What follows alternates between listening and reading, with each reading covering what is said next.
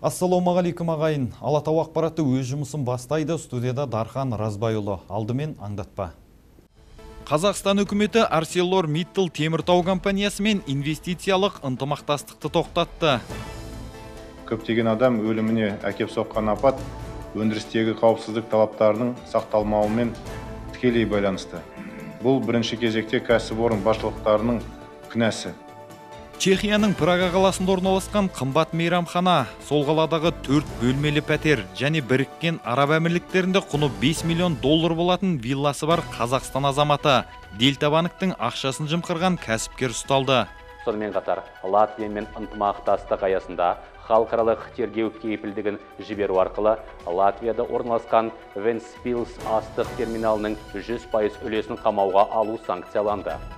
Батыс Қазақстан облысы Шыңғырлау ауданы Ақбұлақ ауылындағы білім ошағында ұстаздар арасында дау шықты. Негізгі себеп мектеп директоры мен ұжым арасындағы келіспеушілік. 5 жыл болды жұмыс жасап жатырмын. Осы басшымен бірге аяқ бастық, бірге келетін 5 жылдың ішінде мен психологический давканы көрдім. Әлде көретін түрім бар сияқты.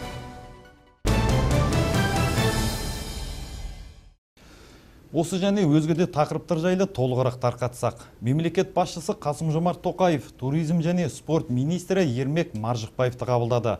Қасым-Жомарт Тоқаевқа министрліктің қазіргі қызметі мен алдағы кезеңге арналған жоспары туралы баяндалды.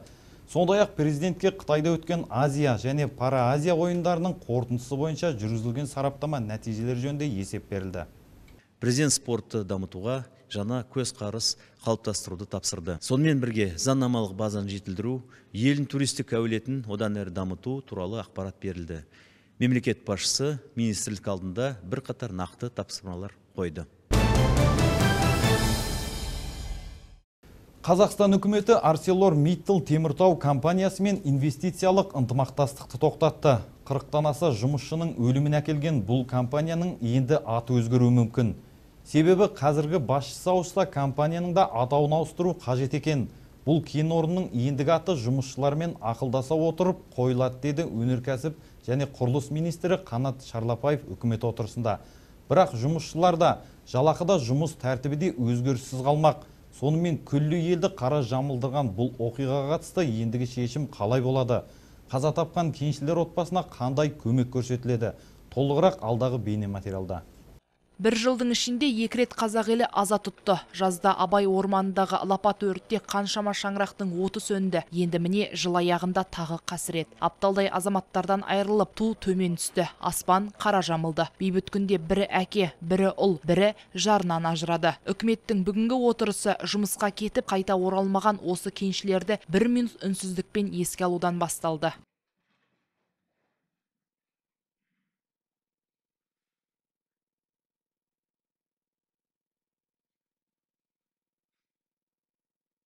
Қазір шахтадағы апаттан қаза тапқан 40 адамның жеке басы анықталған, қалған 6 кеншінің кім екенін танып білу мүмкін емес. Сондықтан ДНК сараптамасы жүргізіледі. Алдағы 3-4 күнде барлық қаза болған жұмысшылардың толық тізімі жарияланады. Апаттан зардап шеккен 27 адам қазір ауруханада ем алып жатыр. Оның біреуінің жағдайы тым ауыр.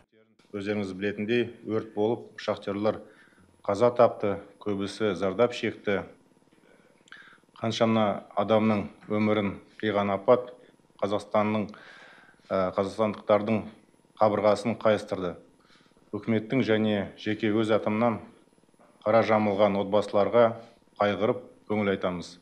Қазақстан үкіметі ArcelorMittal теміртау компаниясымен инвестициялық ынтымақтастығы тоқтады. Орнына жаңа инвестор келеді. Алайда ол шетелдік болмайды дейді жауапты министр. Аталмыш оқиға бойынша үкіметтік комиссия жұмыс істеп жатыр. Бүгін белгілі болғаны бұдан бөлек тағы 7 шағын комиссия құрылыпты. Мақсат апаттың себебін анықтау. Қазіргі уақытта ашық жану ошақтары жоқ. Газдық жағдай қалыпты. Шахтаның қызметін қалпына келтіру үшін тау-кен қазбаларын зерттеу және жекеленген учаскелерге су сору жұмыстары жүргізілуде. Аварияның себептерінен тергеу тексеру шеңберінде үкіметтік комиссия мүшелерімен шахтаға түсіп зерттеу жүргізілді. Өзімнің төрағалыммен. Біз өте маңызды бұзылуларды анықтадық. Тау-кен қазбаларында шахта жабдықтары жылжып кеткен, 15-тен астам оқшаулық бөгеттер мен желдету құрылыстары қираған. Қазіргі уақытта мемлекеттік комиссияның құрамындағы 7 шағын комиссия құрылып жұмыстарын жүргізуде. Ал үкімет басшысы Әлихан Смайылов болса, бұл тікелей кәсіпорын басшысының кінәсі дейді. Көптеген адам өліміне әкеп соққан апат өндірістегі қауіпсіздік талаптарының сақталмауымен тікелей байланысты. Бұл бірінші кезекте кәсіпорын басшылықтарының кінәсі. Олар компания жұмысынан өздерін шеттетіп тастаған. Мұндай әрекетсіздіктің салдары бірнеше жылдар бойы қайғылы жағдайларға әкеп соғуда. Компания өз міндеттемелерін орындаған жоқ. Тәуелсіздік алғалы 30 жыл ішінде Қазақстан шахтасында 211 кенші қаза тауыпты. Елдегі ең алғашқы аза тұту күні де 2006 жылы Қарағанды облысының шахтада болған жан түршігерлік жарылыстан басталған. Ол кезде 41 кенші қайтыс болып, 7 жұмысшы жараланған еді. Күні кешегі Қазақстан тарихындағы 13-ші қаралы күн кеншілердің қаза табуына байланысты жарияланды. Бұндай сұмдықтың тоқтар күні бар ма? Шолпан Маратқызы, Нұржан Омар, Алатау ақпараты. Төлеу мерзімі өтіп кеткен кредитті жабу үшін халық одан да жоғары пайызбен несие алады. Міне, бұл дабылға қағарлық жағдай. Осылай деген үкімет басшысы Әлихан Смайылов қарызға белшесіне батқан халықтың қаржылық сауаттылығын арттыруда жұмыс істемей отырған жауаптыларды сынады. Шектеусіз кредит алып, қарызға белшесінен бата береді. Ал банк кредит беруден бас тартқан жағдайда олар пайыздық үстемесі өте жоғары микроқаржы ұйымдарына жүгінеді. Осылайша адамдар қаржылық сауатсыздықтың кесірінен жағдайларын қиындата береді. Үкімет басшысының дерегінше бірінші қыркүйектегі жағдай бойынша банктердің тұтыну кредиттерінің портфелі 9,2 триллион теңге. Бұл орайда бір қарыз алушыға шаққандағы берешектің орташа мөлшері шамамен 1,5 миллион теңгені, ал проблемалық тұтыну кредиттері бойынша 1 миллион теңге. Тіл бойынша заңды бұзғандар енді қатаң жазалануы мүмкін. Қазақ тілін қорлап, қазақша сөйлемеймін деп менсінбеушілік танытқандар үшін жаңа норма енгізу жоспарлануда. Бүгін мәжілісте депутат Абзал Құспан қазіргі заңның баптары осал, дұрыс жұмыс істемейтінін алға тартты. Өз кезегінде әділет вице-министрі болса, пысықтау жұмыстарын жүргізуге дайынбыз деді. Осы әкімшілік кодекс қабылданғалы бері шешілмей келе жатырған бір мәселе бар. Әкімшілік кодекстің материалдық бөлігінде 75-ші бап бар. Ол 75-ші бап мына тіл заңнамасын бұзғандығы үшін жауапкершілік көзделген. Нақты қанша штраф салады, басқасы бар. Қазір бір қоғамда қазақ тілінің мәселесі күйіп тұрған мәселе бұл. Енді ең қызығы 75-ші бап бар, оған штраф, жаңағыдай айыппұлдар бәрі көрсетілген. Ал 804-ші бабымен, яғни процестік бөлігі, осы 75-ші бап бойынша әкімшілік хаттама толтыратын бірде-бір мекеме белгіленбеген. Тиісінше, біз қазір тіл бойынша заңды бұзады, неше түрлі намысқа тиетін, қазақ халқының, қазақ ұлтының ар намысына тиетін сөздерді айтады. Қазақ тілінде қатысты жаңағыдай сөйлемеймін, осы тіліңе қатысты нәрсе неше түрлі болып жатыр қазір қоғамда. Сол адамдар жауапкершілікке тартайықсек, бірде-бір уәкілетті орган жоқ. Егер де 75-ші бап бойынша уәкілетті орган айқындалмаса, біз бұл мәселені көтеріп жұмыс тобы аясында пысықтауға дайынбыз. Өйткені әрине, егер де соттың ондай 804-ші бабында функция бар болса, бізде құрам бар болса, онда хаттамасыз осы нормаларды жүзеге асыру мүмкін емес. Сондықтан егер де осында жетіспеушілік кодекс аясында бар болса, біз бұл бағытта жұмыс істеуге дайынбыз. Және де тиісті мемлекеттік органмен осы хаттаманы толтыру рәсімі бойынша қоса пысықтау жұмысын жүргізуге де дайынбыз. Тарихқа топырақ шашсаң, болашақ саған тас атады. Тұмшаланып жатқан тарихымыздың таспаға бейнеленген жаңа парақ ашылды. Ресей мемлекеттік кино фотоқұжаттар мұрағатынан белгілі алаш ардақтысы Сәкен Сейфуллиннің видеосы табылды. Ұлт зиялылары бейнеленген бұл кадрлар 1935 жылы қазақ автономиясының құрылғанына 15 жыл толуын орай түсірілген. Сәкен Сейфуллинмен бірге Ораз Жандос, Әліби Жангелдиннің бейне жазбасы таспаланған құнды дүниені тапқан Ахмет Байтұрсынұлы атындағы Тіл білімі институтының ғылыми қызметкері Ермұхамед Маралбек. Ұлтымыздың бай мұрасын олжалап қайтқан ғалыммен сұхбаттасқан едік. Ахмет Байтұрсынұлының жазу реформасы және теориясы мен тәжірибесі деген тақырыпта гранттық зерттеу жобасын ұсынып, жас ғалымдарға арналған гранттық зерттеу жобасы осы мақұлданып, осы жоба аясында былтырдан бері жұмыс жасап жатқанбыз. Осы қазанның 19-27 аралығында 3 ғалым, 3 зерттеуші жас ғалымдар Мәскеу қаласына сапар шектік, 6-7 күн жұмыс істедік. Осы 6-7 күннің көп бөлігін біз кинофото құжаттар мұрағатында болдық. Ол жердегі қазаққа қатысты барлық карточкаларды қарадық. Соның ішінен осы Алаш мұрасына қатысты еңбектерді табылу мүмкін деген бейне жазбаларды толық қарадық деуге болады. Сол бейне жазбаның ішінде Сәкен Сейфуллинді біз бар деп ойлаған жоқпыз. Кездестіріп қалдық. Кездестірген кезде өте сондай бізге бір сіздерге қалай әсер еткен болса, бізге де солай әсер етті. Сәкен десе Сәкендей, тұлғасы қандай керемет. Сондай. Сонымен қатар ғылыми қызметкер Мәскеу мұрағатынан тағы қандай құнды деректерді кездестіргенін айтты. Ресей мемлекеттік Ленин атындағы кітапханада сирек қолжазбалар қорында алаш қайраткерлерінің көптеген еңбектері сақталған.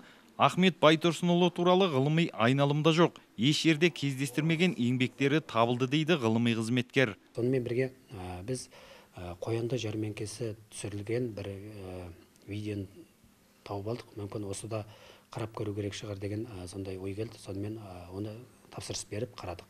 Сол жерден біз Ахмет Байтұрсынұлының әліпби оқулығы 1926-27 жылдары басылған әліпби оқулығы кәдімгі біз кітап сөресі дейміз, полка дейміз, кітап сөресіне қойылып сатылып тұрған жерін суретке түсірілген видеоны таптық. Біздің негізгі мақсатымыз Ахмет Байтұрсынұлы туралы қандай да бір архивтік құжаттарды, еңбектерді, оған қатысты материалдарды жинау негізгі мақсатымыз.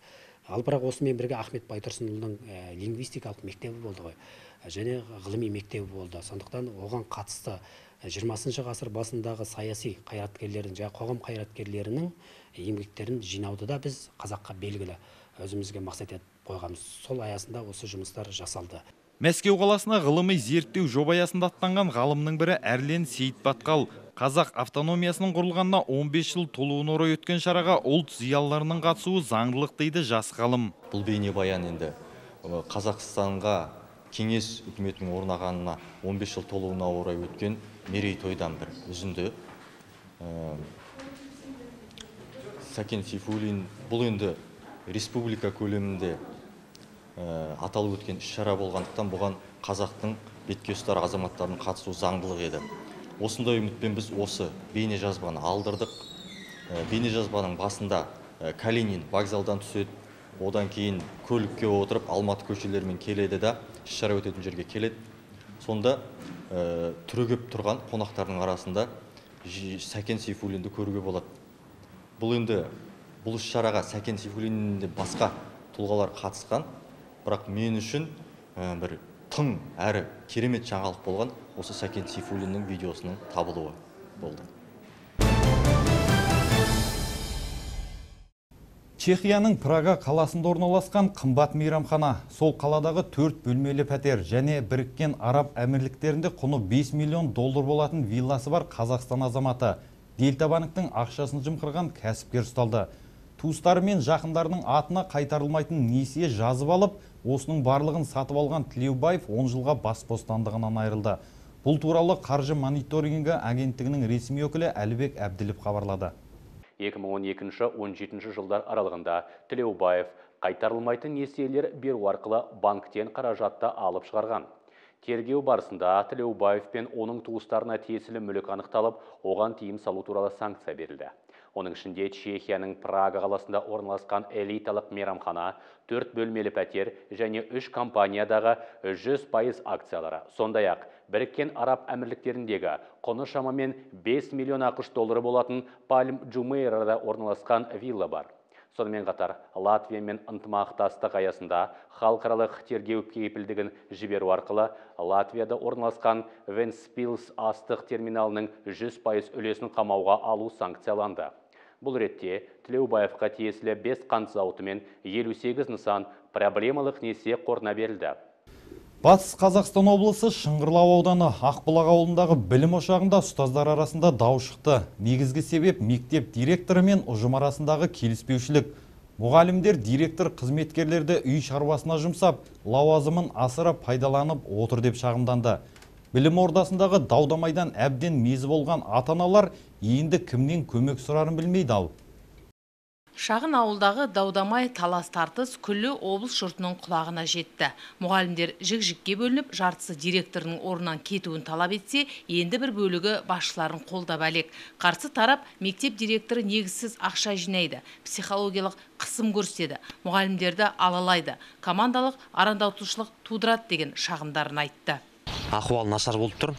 Ол ахуалдың себепкері жаңа мектеп директоры мұғалімдерді алалап, жаңа екі жікке бөліп, жемқорлық мәселесі болып тұр. Оған жаңағы біздер жоғарғы орындарға шағымданғанбыз. Бұл жағдайдың өткеніне бір айға уақыт болды, бірақ ешқандай шара қолданған жоқ. Мектеп директоры негізі бұл жағдай кезінде өз еркімен арызын жазып жұмыстан шығып кетті, бірақ бір жұмадан кейін қайтып әкеліп бұл кісіні орнына қойып қойды. 5 жыл болды жұмыс жасап жатырмын. Осы басшымен бірге аяқ бастық, бірге келетін 5 жылдың ішінде мен психологический давканы көрдім. Әлде көретін түрім бар сияқты, оны білмеймін, бір Алла біледі. Біздің басшы ол барлық адамға, бар коллективқа бірдей қарамайды. Мысалға өзінің любимчиктері бар, бұлай жақсы жақын тартатын, бұлай ұнатпайтын адамдар бар. Ол мысалы басшы болғасын, абөсем енді екі адам арасында болады, Ақбөй Серікқали мен Сәулем Игілеев. Ол екеуі екі түрлі адам. Ақбөй Серікқали талап етсе, бәрімен ойнайтын жерде ойнайды, жаңа күлетін жерде күледі, айтатын жерде айтады. Жаңағы дейді, именно біздің басшы ол дейтін, ондай жоқ. Мысалы бір адамға күліп қарайды, мысалы кейбір адамдар газетке жазылады, кейбірлер жазылмайды, мысалы анда бардық, мұнда бардық дейді мысалы. Егерде біз мысалға оның айтқанымен келіспейтін болсақ, мысалы қысым көрсетеді ғой жұмыс жөнінде, бәрі артыңа түседі, үйтеді, бүйтеді. Ал мектеп директоры айтылған шағымдардың бәрі маған жабылған жала дейді. Керісінше қызметкерлерім менің атыма күйе жағып, жұмысымды жоққа шығарғысы келеді. Олардың көксегені менің орныма отыру. Егер ұжымда ауызбіршілік болмаса, біздің мектеп аудандағы үздіктердің қатарына кірмес еді деп азарда безер болып өз шындығын алға тартты. Мектепте ешқандай командалық алауыздық бар деп мен өзім ойламаймын. Ондай командалық алауыздық мен еш уақытта құрғанда емеспін. Психологиялық давка ешқандай еш уақытта берілмейді. Мен өзім үнемі басшы болғаннан кейін әрбір педагогтың жағдайын түсінуге тырысамын. Олар үнемі өздерінің отбасылық жағдайларын айтады. Қандай уақытта да мен жалпы коллективға қолдау білдіремін. Мен ол кісімен бірге бір ауыз сөзге келмей, екеуміз бірге жұмыс жасап келеміз. Мен бұны қайдан басталып, неге кім ойлап тұрған, мен оны білмеймін. Жаңа районының қыздары келіп, татуластырып кеттік деді екеуі. Біздер бұндай нәрсенің бәрін істеп жатырық. Бұлар енді бір тынышталмайтын күйге жетті. Мысалға, жаңа директор кетіп те қалды. Арызын жазып кетіп те қалды. Оны енді районға келіп қайтадан алып келді мысалы. Енді өз айқайласқанда бір профсоюз арқылы шешілетін еді ғой. Мынау совсем жан-жаққа бытырап кетті, көп болып кетті. Мысалы мен өзім оқушыларымнан ұяламын. Шағын ғана мектептегі шудан аудандық білім беру бөлімі де құлағдар. Жаға ұстатарлық жағдайға қатысты жауаптары мынандай болды. Қазіргі таңда бұл кісілер тарапынан құзырлы органдарға арыз түсірген. Құзырлы органдар қандай баға беретіні әзірше белгісіз маған. Сол себепті де соны күтеміз. Қазіргі таңда екі маманда жұмыстарында оқу процестері жүріп жатыр. Директордың жақтастарымен ұжым болып бөлінген екі тарап арасындағы даудың өршігеніне айдан асқан. Білім бөлімі оларды бір бітімге келтіруге қауқарсыздық танытып отыр. Баласын мектепке білім алуға апарған атана еріксіз бетін шымшып қайтады. Тетектіреске шыдай алмаған директордың оқу ісі жөніндегі орынбасары өз еркімен жұмыстан шығып тынған. Алма Мұқанова, Максим Ковтон, Алатау телеарнасы. Ақтаудағы 29-шы шағын аудандағы 3-ші үйдің тұрғындары қызмет көрсетуші пәтер иелері кооперативінің жұмысы дұрыс ұйымдастырылмай отырғаннан наразы. Олар көп пәтерлі үйдің сырты мен дәлізіне бірнеше жылдан бері жөндеу жүргізілмегенін айтады. Бұдан бөлек ай сайын төленіп тұрған ақшаның қайда жұмсалып жатқанын білгілері келеді. Мына көп қабатты үйдің сиқы адам көргісіз, төбесі шұрық тесік, жаңбыр жауса су сорғалайды. Ал ауладағы балалардың ойын алаңы талаптарға сай емес. Тұрғындар пәтер иелері кооперативі қызметіне қаржыны төлеп отырғанымен қайда жұмсалып жатқанын білмейміз дейді. Айтуларынша, үй қолданысқа берілгелі жөндеу жұмыстары жүргізілмеген. Мына ЖЭК-тің жұмысына қанағаттанбаймыз. ЖЭК-тің жұмысына. Бізге мына Жұматаева Несібелі осы ЖЭК-тің председателі. Біз қанағаттанбаймыз оның жұмысына. Себебі, мына подъездерімізде тазалық жоқ, дала сыпырылмайды, ремонтталмайды, өзіміз сыпырамыз тазалықты. Енді мусорды үйге алып кетпейміз ғой. Далада солай. Мына сантехник шақырсақ, ешқандай да сантехник бізге жұмысын көрмейміз. Біз өзімізден айтады, бізде темір жоқ, детальдар жоқ, өзіміз төлейміз сантехник. Қалтамыздан ақша төлеп, басқа біреуге жасатамыз. Площадкамыз жатысы мынау міне. Балдар ойнай алмайды. Құлап сүрініп, подъездерімізде ешқандай ремонт жоқ. Осы 10 жылдан бері ремонт жасалған жоқ. 3 жыл болды ЖЭК-ке барып айтып ар жазып келатқанымызға. Ана жыл ЖЭК жабылады, мына жыл ЖЭК жабылады, ЖЭК жабылған де жоқ, әлі жасап келатыр ол кісі. Енді бізге айтады, өз ақшаңызбенен өзіңіз подъездеріңізді ремонттап алың дейді. Біз талап ететін шаруаларымыз, мына есіктің алдында жолдар жөнделсін, площадка жөнделсін, жылу келсін, подъездеріміз тазалансын.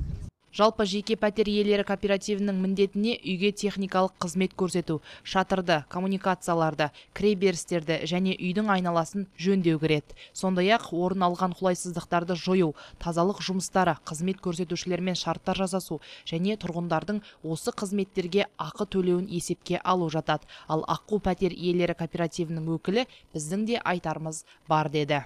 Подъезге жаңағы мақсатты төлем дейді. Целевой сбор дейтін ақша жылда білет шығарсыңыз. Бұрын әр 5 жылдан. Сол ол неден көмірсутан бөлек мақсатты төлем подъезге жиналады. Соған былтыр декабрьде әр жылда иә ремонтқа. Бұл үйде қаншама төлемей жатқан должниктер бар. Қазір қаншама. Енді қараңыз, бұның сантехнигі бар, бұның подрядчиктер бар, бұның жаңағы қарайған сатып алып жатқан материалдар бар. Трубалар астында шіріп жатыр. Барлығы мына подвалдан бастап жоғарға дейін біздің ЖЭК-ке қарайды. Мына алды 2 метр, алды 1 метр. Сол ғана қарайды. Мына территориялар біздің ЖЭК-ке қарамайды. Бұл акиматский территория. Жалпы жылыту маусымда тұрғындарға пик ауыстырмағаны дұрыс, өйткені бұл жұмыстар ұзақ уақытты талап етеді. Ал жаңа кооператив тұрғын үй қызметіне керісінше қолайсыздықтар туындауы мүмкін деп отыр мамандар. Шолпан Маратқызы, Нұржан Омар, Алатау ақпараты. Бүгінге айтарымыз осы, жақсы жаңалықтармен жүздескенше.